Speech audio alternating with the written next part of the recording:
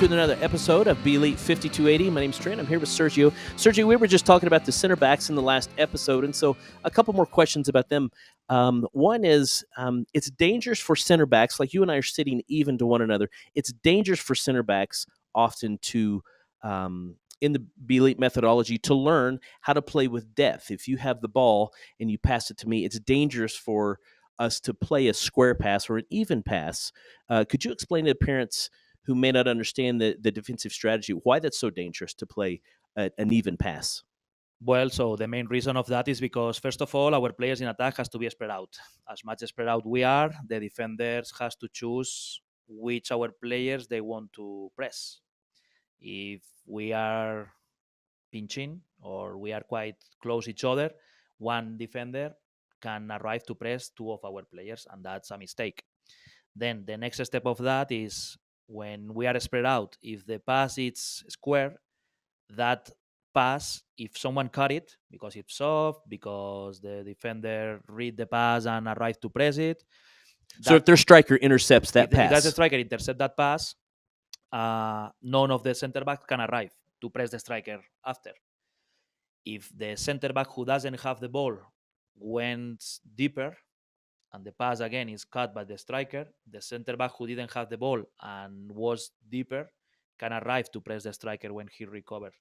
so by the center back having depth when they don't have the ball, if the ball's coming their way, they still have opportunity if it's intercepted to cut off that person. Well, and also in the other way. So if the action is really safety, if the center back who doesn't have the ball goes deeper forward, I don't know, make sense? Sure. Then that pass that the striker cannot cut, and that's why it was safety. Making that pass going forward instead to make the pass square, that striker cannot arrive to press the center back who received the pass, because when he makes the control forward, the striker is so far. Then make a square pass doesn't help in any way. On a safety situation or a situation that, hey, we don't know if we could be risk or not, and then maybe we have to pay to pass back, or at least has the chance to pass back. Because if you have also the chance to pass back, the striker maybe will cut that pass, and then it's an empty space that maybe can be with another teammate at the same level going quite forward. So it's interesting even to watch the younger players in Be Elite, the 9 and 10-year-olds. They're learning this very quickly, that especially in the defensive area, when a player has the ball, they immediately pass it. They get depth right away. Is this specific things that you work on in the training? Well, so the main thing is that we have numbers on our own field. We have the goalkeeper. We use the goalkeeper as a field player also when we have the ball, and they have to feel comfortable doing that. When we play with our defensive line, usually we have more players, we have numbers. Then for us, it's important to try to arrive to their box on a clean situation. Clean situation means that we arrive with the player with the ball with control. So if you shoot the ball through the striker or through the winger, maybe the feeling at the beginning is that, okay, we are close to score, we are close to score, we are closer to their goal. Yeah, but the ball is not under control. If you shoot the ball when the ball is on the air, it's 50-50. We can win those actions. Yes, why not? And sometimes a long pass or a medium pass, it's what the game is demanding. But usually, and for sure with the youngest categories, that long pass doesn't appear because they are not strong yet to make that pass. And also, they are able to see what is around them more than what is far from them. Then that situation shows to us really clearly that our players needs to feel comfortable on our own field to keep the possession and going forward by pass or by dribbling on a safety situation, clean situation, or having the ball under control. I don't know which expression could work better. And when you say clean, arriving clean with the ball, that means that maintaining possession, because just kicking it ends up in a 50-50 situation, and then it's down to who's the fastest or and strongest. also even, for example, if you play with the winger and the winger has the outside back of the other team close to him to be ready to press him, even the pass is going to his feet, the situation is under control, but it's also under control for the defender, because the defender knows who has to go to press, when, and probably how. If instead to make the pass through the winger directly, we arrive to the moment when we find one of our players maybe the outside back, maybe the center back, maybe one midfielder, able to dribbling forward. That situation is harder for the defender because if the outside back doesn't go to press, does stay with the winger, with our winger, then the our midfielder can continue dribbling. If the outside back goes to press our midfielder who is dribbling forward, now it's more clear that the next pass is with our winger. And then, of course, it's not easy to find always the clean situation, but we try to build from the back to be sure that our players understand that just go forward without sense or thinking that going forward you will score more goals or you will have more chances to score. In our way to understand soccer, is not true. That's really important for parents because sometimes it looks like Be Elite passes as much backwards Yeah. as forwards, but you're trying to relieve the pressure.